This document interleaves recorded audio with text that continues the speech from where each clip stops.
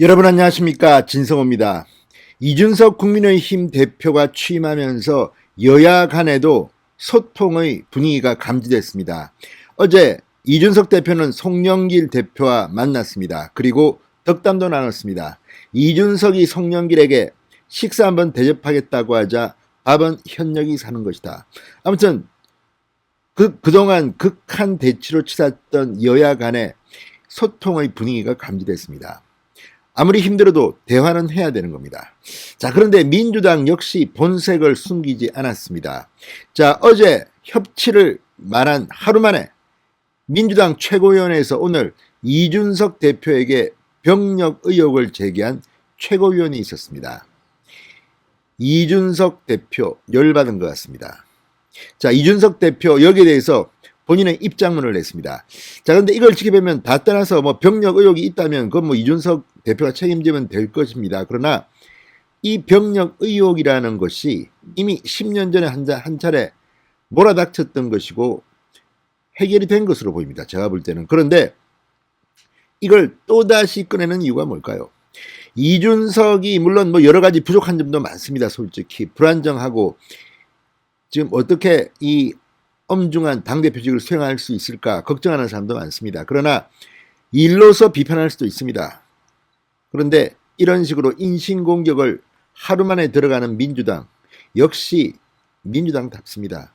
참으로 뒤통수 치는데 일가견이 있는 정당으로 보입니다. 이게 대한민국의 집권 정당 모습이라니 얼마나 이준석이 무서웠으면, 또는 이준석으로 상징되는 세대교체 바람, 그리고 오늘도 갤럽에서는 민주당은 폭락하고 이준석의 지지율은 국민의힘 최고치를 경신했습니다.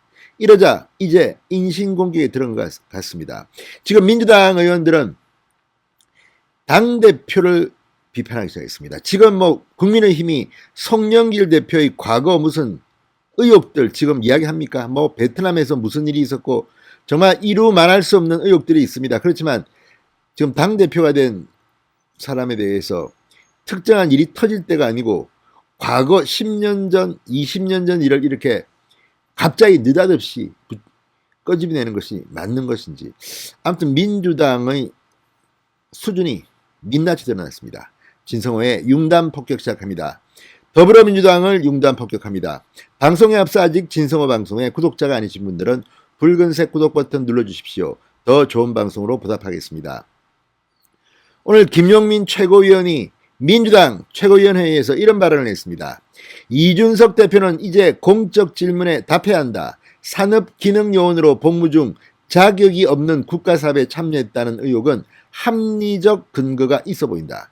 자, 김용민 민주당 최고위원이 오늘 오전 당 최고위원회에서 했던 발언입니다.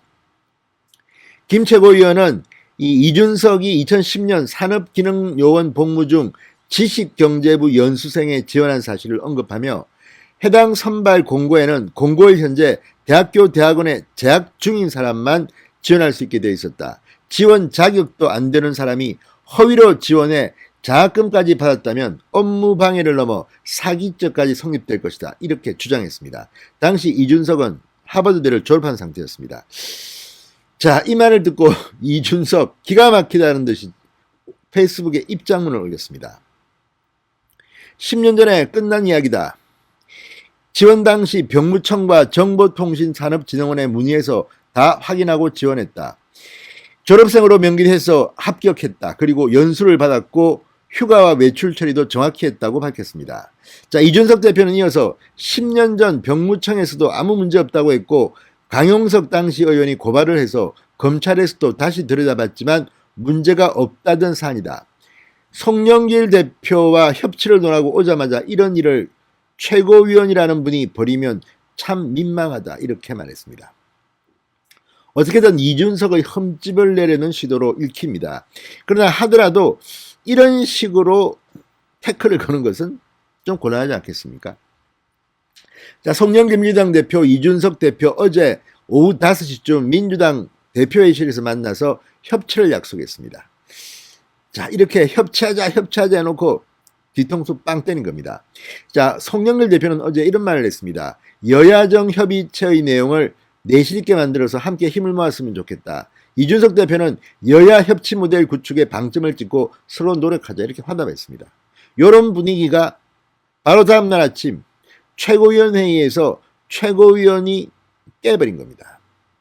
지금 송영길 대표의 채통이 말이 아닙니다. 지금 이 민주당의 대통령 경선 일정을 연기하자 말자 이재명계와 이재명계가 아닌 곳에서 지금 내분이 일어나고 66명의 국회의원들이 연판장을 돌려서 의총을 요구하고 지금 의총 열면 안 된다고 이재명계 의원들이 또 반박하고 지금 아무런 아수라장입니다. 이런 가운데 송영길 대표, 물론 김영민 최고위원은 친문입니다. 그래서 사이가 안 좋은지는 모르겠습니다만 이런 식으로 하는 걸 보면 송영길이 민주당 장악을 잘 못하는 것 같다는 생각이 듭니다.